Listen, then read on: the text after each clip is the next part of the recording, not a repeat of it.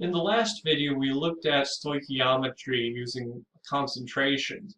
And there's a very important technique in chemistry called titration, which is basically it's an analytical technique that is trying to get equivalent amount of reactants in order to drive it to a particular product.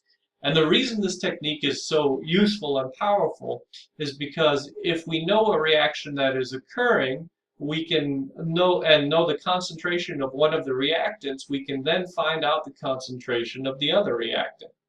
And it is, again, specifically to find out concentration of a solute in a solution. And this only works out, and I have to point out, this only works out if we are using a known stoichiometric chemical equation. So a chemical equation with stoichiometry that's known. So what's going on in a titration is that you'll have, this is an example of a titration that's using acids and bases. And so consider if you have an acid in a beaker, but you don't know what the concentration of that acid in the beaker is.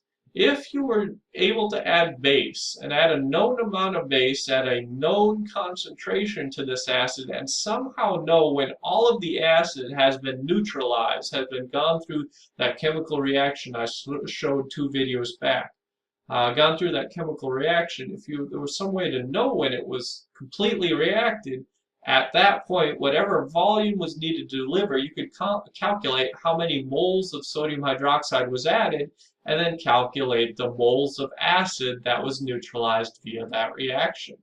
If you calculated the moles of acid and knew how much or the volume of acid that was in there originally, you can then backtrack and calculate the concentration of the acid originally. Well, as it turns out, there are a lot of different chemicals that when they come in contact with other chemicals, they create colored solutions. And these chemicals are what are called indicators for chemistry. Most of the time they're visible colors. Sometimes they're colors that we can't see with the naked human eye. So we need special instruments to actually view this. But one of these chemicals is called phenolphthalein, and you'll be using it, I think, this week in lab. And so phenolphthalein is a chemical indicator that is colorless when it's in a neutral or an acidic solution, but then turns to a basic when you're in a solution that has just a little bit more base than it does acid. And so if you consider what's going on, remember that an acid plus a base ends up making a salt and water. And so there's a point at which if you have acid in there, you're using up all the moles of the acid, and there's a point at which you're adding base. So if you have acid in a beaker and you're adding base to it, at some point you'll add just enough base where there'll be equivalent number of moles of acid and moles of base, with their stoichiometric ratios still taking into consideration. And so you'll have made all of the BaCl2 salt that you can and all the water you possibly can from this reaction. That point is called the equivalence point. So it's the point at which stoichiometrically you have equivalent quantities of both reactants. So they have completely reacted with each other and there's none left over. But in titration, we actually have to go slightly beyond this equivalence point because we need that reactant that we're adding, in our case the base, to actually react with our indicator. And so the endpoint is slightly past the equivalence point. It's essentially, in our case, has slightly more base in there from a mole ratio than acid. So it changes color.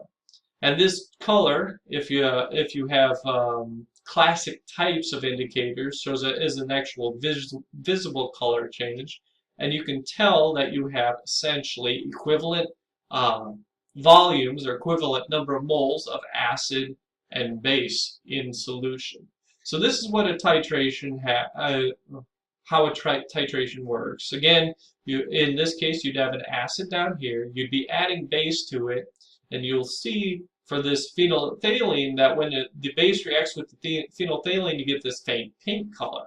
Well, what happens is eventually, but the base prefers to react with the acid. So it might react with this at first and then say, no, I'm really going to go off and react with the acid.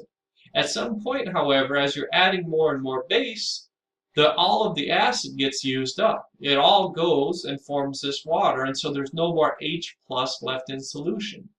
At that point, when you add more base, the only option, the only thing it can actually interact with is the phenolphthalein, the indicator, and so you get this very, very pink color. So this is what a titration looks like. This is the concept behind it, and you'll go over how to calculate these things. Well, I'll show you a couple examples, but you'll also get a chance to calculate these in lab this week.